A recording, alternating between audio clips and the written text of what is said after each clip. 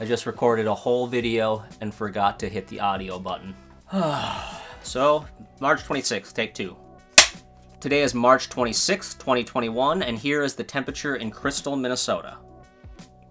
So today's topic, like all of these this week, is something I don't really know that much about, but I'm going to talk about it anyway, because why not? I'm going to talk about distribution. So I already recorded this video, and now I've lost it, so I'm starting at the top and trying to figure out how to re-talk about what I already talked about. Here's what I'm going to do. I'm going to start at the beginning with my movie, The Good Exorcist, and what I've learned about distribution, and I'm going to talk about what I've learned about distribution from other people that I've talked to in the industry a little bit. Distribution and self-distribution seem to be these sort of taboos of filmmaking, and with The Good Exorcist, I went into it thinking that the movie was going to be shown on Go90.com. I thought it was going to air on there for free.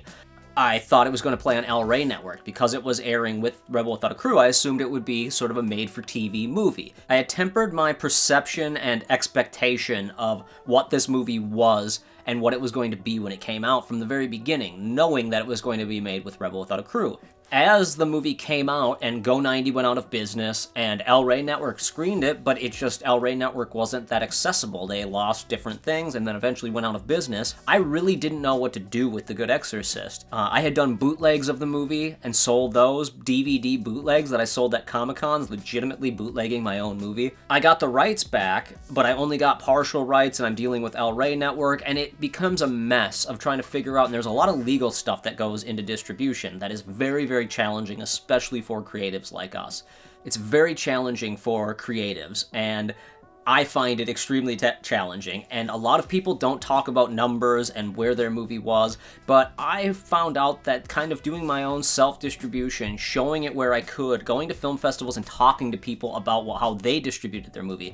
I think one of the taboos and one of the things that people don't talk about with distribution and why they got it, how they got it, and all of that stuff, and the numbers of it all, is because there is a lot of negative. A lot of people don't see money in their pocket from distributing their movie, and a lot of them didn't have a tempered perception of what was going to happen when that distribution came to them. Because there are a million shitty distributors out there. The Good Exorcist had a ton of them contacting us about wanting to release the movie, and some of them had okay deals, some of them had terrible deals, others had, you know, middle-of-the-road deals, some of them had really great deals, but then we couldn't get the rights to it because of something that they specifically wanted.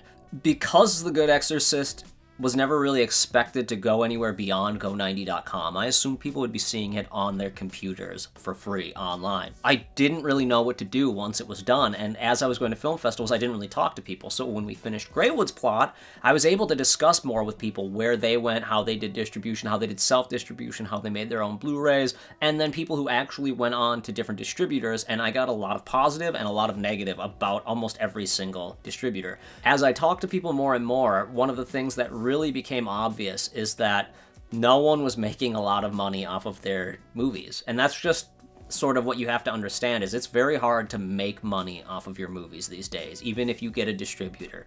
As independent artists in general, I personally feel that having a perception of almost negativity, of not knowing what you can do with your art or not knowing where it can go, it does open your mind a little bit and sets you on this course to be able to think outside the box. But once you start to narrow your view on who your audience is and who you specifically want to see your movie, it starts to make you kind of realize, oh, I could go here with distribution. I could sell it at bookstores, or I could sell it at mom and pop punk rock record stores, whatever. That could be a self-distribution model you'd be interested in. Every movie is different, and I think a lot of us try to go the path of what everyone else has done, or what we've read, or what we've heard, versus actually thinking about, well, what can I do with this specific project?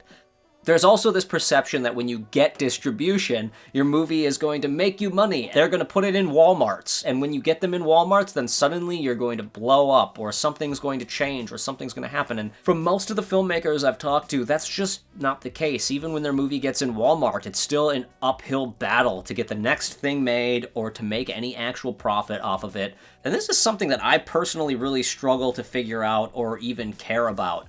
And so when I start to talk to people about it and try to learn, it all seems like a lot of work.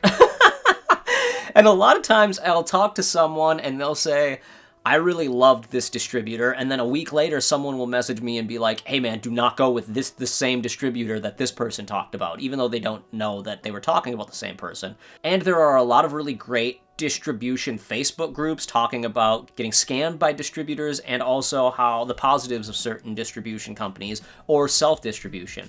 With things like Amazon cutting off making movies or putting short films up, it used to be this thing where you'd make your movie and you could get it on Netflix or Amazon Prime or other places and actually make a little bit of money, and it's getting harder and harder as time goes on. With The Good Exorcist, I eventually just did a distribution myself with Tubi TV and Amazon. The reason why I did that was because I knew I could make a little bit of money along the way, which is great to fund the next movies or whatever, but also people use those platforms and actually watch stuff on them. It was easy to say, go to Amazon Prime and watch my movie, and early adopters could jump on there for free and watch the movie, and I made a couple grand on Amazon Prime over 6 months. I mean, I don't know the exact number right now, but I made a little bit of money off of it, more than I expected to make, thinking that it was just going to go on Go90.com and elraynetwork.com or whatever, and people would just see it there and it would be done. So making anything off of The Good Exorcist has been great, but then on top of that, I've been able to, do my own self-distribution as I'm working on this VHS. I'm creating Blu-rays myself. I'm trying to get distribution with the company, but doing this legal battle and this back and forth with other companies and trying to figure out what's going on, it's really challenging. With Greywood's plot now, I've been looking at other services. What services are out there that are maybe on the fringe a little bit and rising and really great? Looking at stuff like AeroPlayer, which I absolutely love.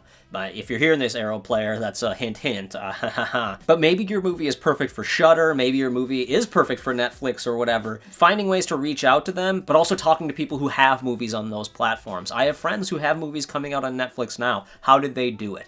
If I have a movie that I feel is right for Netflix, I'll reach out to them. And that's part of that reaching out to a community and going to film festivals. That's the key. Go to film festivals, talk to people, network, and learn from what they're doing. I personally love going to film festivals and talking to people about their filmmaking process, but also what they're doing with their movies, what their plans are, even though I may not take that same path. They may say something that I'm literally like, that is the opposite of what I want to do, but you learn from everyone and all of their experiences. Everyone gains their own little expertise from each project. If you can just listen to it and see and watch, where are movies like your movie being distributed? Maybe that's something to think about even in pre-production and in post-production.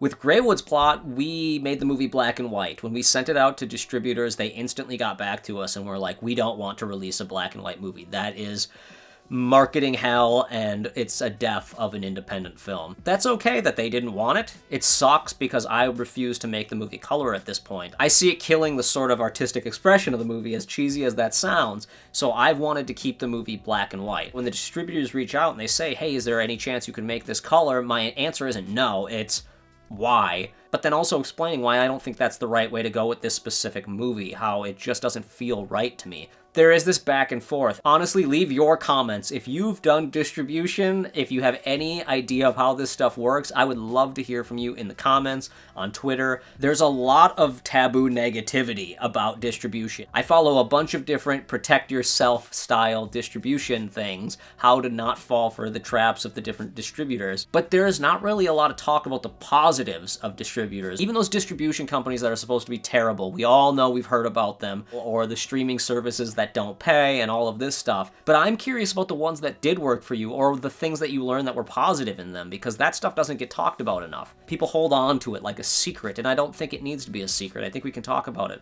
So leave your comments, leave your likes, your thumbs ups and downs, and do whatever.